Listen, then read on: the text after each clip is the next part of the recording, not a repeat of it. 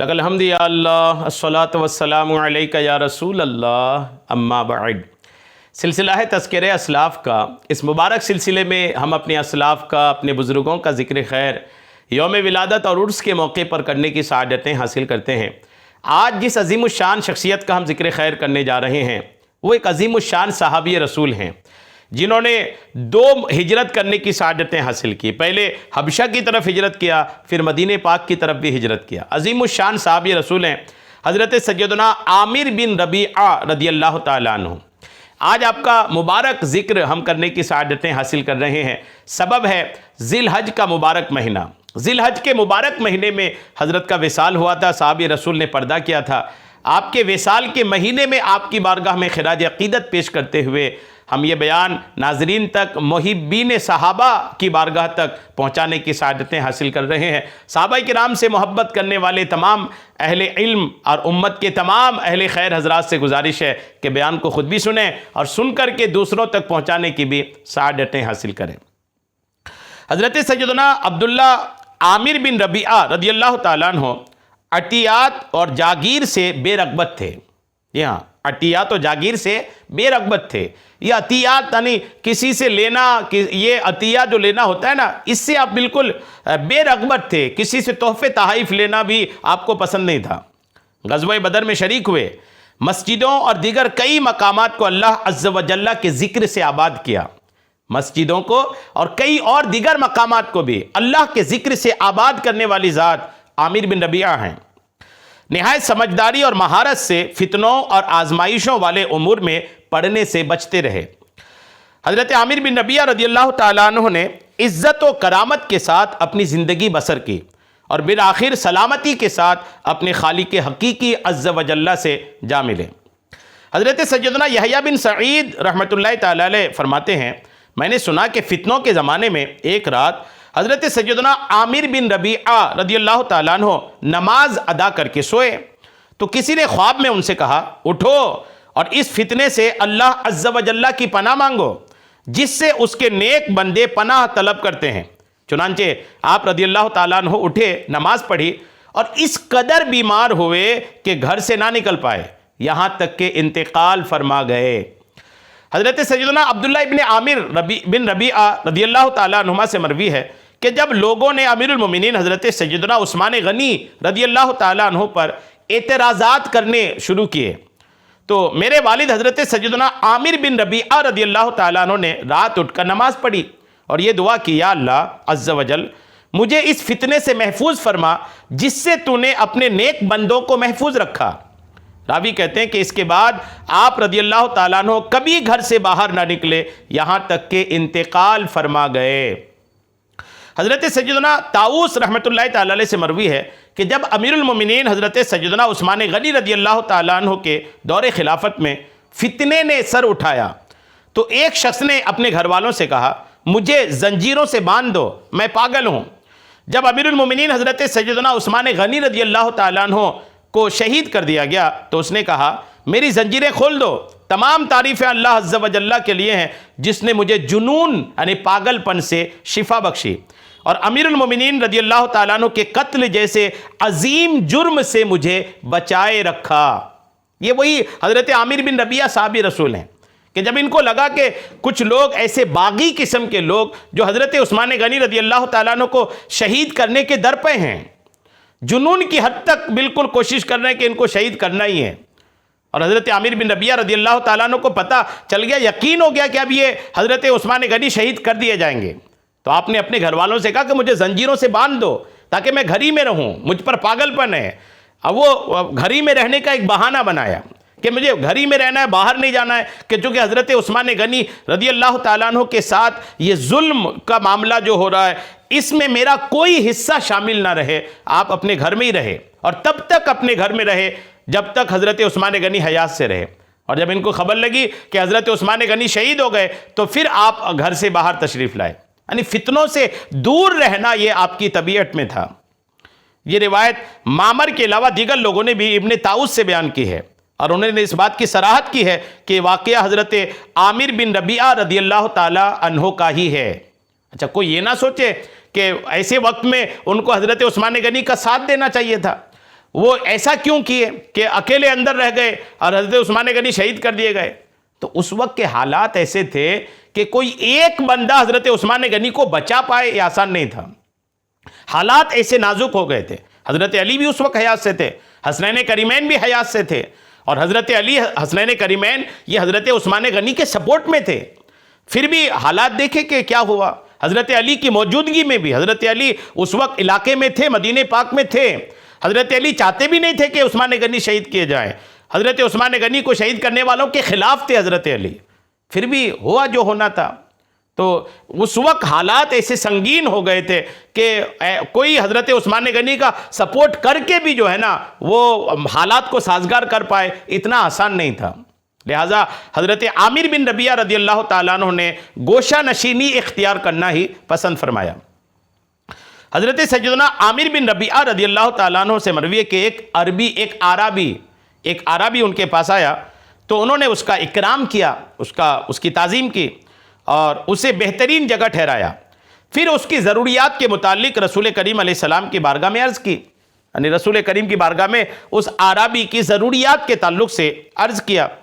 پھر ایک اور شخص نے ان کے پاس آ کر کہا کہ میں نے حضور نبی کریم علیہ السلام کی بارگاہ میں عرب کی بہترین زمین سے ایک حصہ پیش کیا ہے, اور ایسی ہی زمین کا ایک ٹکڑا آپ رضی اللہ تعالیٰ عنہ کو بھی پیش کرنا چاہتا ہوں. یعنی عرب کی بہترین زمین ہے, وہ زمین میں آپ کو تحفے میں دینا چاہتا ہوں, جو آپ رضی اللہ تعالیٰ عنہ اور آپ کے بعد آپ رضی اللہ تعالیٰ عنہ کی اولاد کو کام آئے. فری میں کوئی زمین دینے کے لیے آئے ہیں, وہ بھی زمین اتنی بہترین کہ کہہ رہے ہیں کہ اتنی بہترین زمین ہے کہ آپ کے بھی کام آئے گی اور آپ کے بعد آپ کی اولاد کے بھی کام آئے گی. عامر بن ربیعہ رضی اللہ تعالیٰ عنہ نے جب سنا نا تو کیا فرمایا دیکھیے. حضرت سیدنا عامر بن ربیعہ رضی اللہ تعالیٰ عنہ نے فرمایا مجھے تیری زمین کی کچھ حاجت نہیں ہے. آپ نے شروع میں سنا نا حضرت عامر بن ربیعہ تحفے تحائف لینے سے پرہیز کرتے تھے, تحفے تحائف سے دور رہتے تھے. فرمایا مجھے تمہاری زمین کی کوئی حاجت نہیں, کیونکہ آج آپ فرماتے ہیں حضرت عامر بن ربیعہ رضی اللہ تعالیٰ عنہ فرماتے ہیں کہ آج قرآن مجید کی ایسی آیت نازل ہوئی ہے جس نے ہمیں دنیا سے غافل اور بے پرواہ کر دیا ہے. یعنی قرآن کی ایک ایسی آیت کا نزول آج ہوا ہے کہ اس آیت کے نازل ہونے کے بعد دنیا کی چیزوں سے ہم غافل ہو گئے ہیں. کون سی آیت تھی وہ؟ یہ پارہ 17 سورہ انبیاء کی آیت نمبر 1, اقترب للناس حسابهم وهم فی غفلۃ معرضون. ترجمہ کنز الایمان, لوگوں کا حساب نزدیک اور وہ غفلت میں منہ پھیرے ہیں.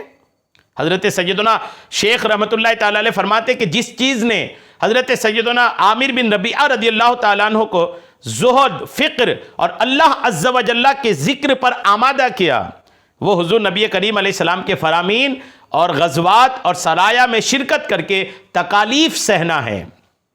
جی ہاں, زہد و فکر, یعنی آدمی سوچے کہ اللہ کے رسول علیہ السلام اگر رسول اللہ کی بارگاہ میں عریضہ پیش کرتے تو اللہ تعالیٰ اپنے حبیب کے لیے دنیا کی ساری آشائش, دنیا کا سارا آرام, دنیا کے سارے سکون و چین کی چیزیں اللہ کریم اپنے حبیب کے لیے الحمدللہ عطا فرماتا. لیکن اس کے بعد بھی اللہ کریم کے رسول نے زمین پر کیسی زندگی گزاری, اللہ کے رسول نے کیسی زندگی گزاری, غزوات میں شریک ہوئے, جنگوں میں شریک ہوئے, تکلیفیں برداشت کی, بھوک کی تکلیفیں برداشت کی, دشمنوں کی تکلیف برداشت کی, دشمنوں کی طرف سے مار کی تکلیف برداشت کی, کئی طرح کی تکلیفیں برداشت کی. یہ ساری چیزیں دیکھ کر حضرت عامر بن ربیعہ کہتے ہیں کہ دنیا میں زہد اور فقر, یہی دنیاوی زندگی اصل ہے. زاہدانہ زندگی گزارا جائے, فقیرانہ زندگی جو گزاری جائے نا, یہی بہتر ہے. الحمدللہ.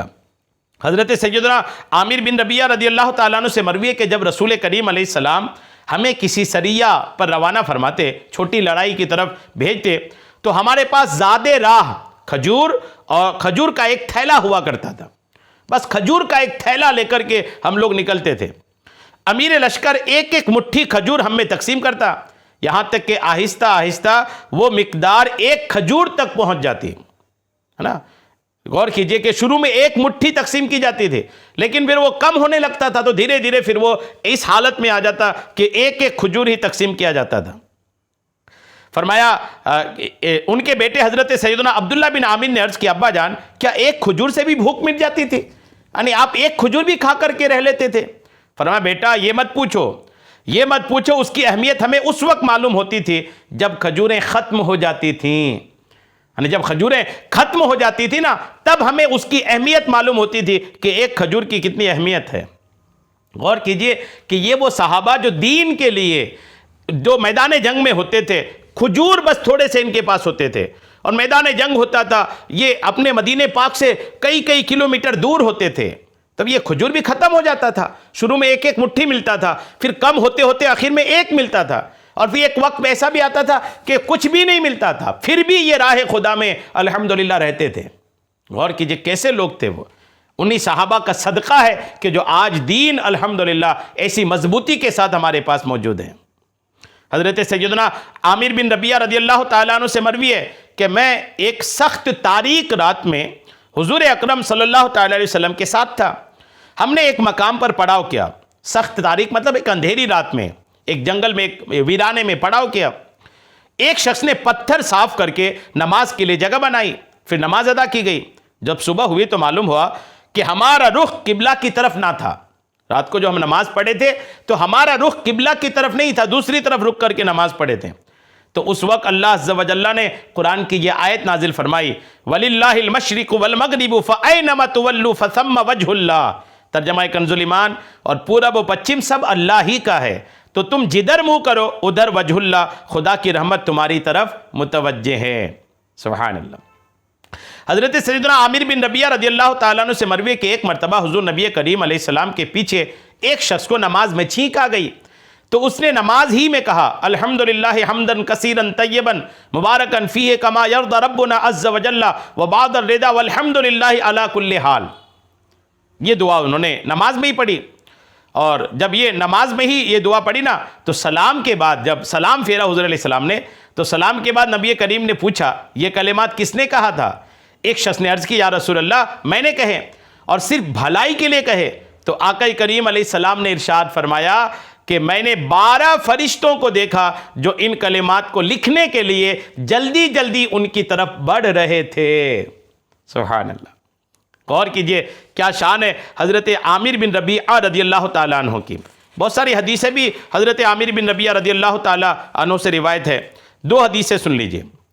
حضرت عامر بن ربیعہ کہتے ہیں کہ آقا کریم نے فرمایا جو مجھ پر ایک مرتبہ درود پاک پڑھتا ہے اللہ عز و جل اس پر 10 رحمتیں نازل فرماتا ہے، اب تمہاری مرضی کم پڑھو یا زیادہ۔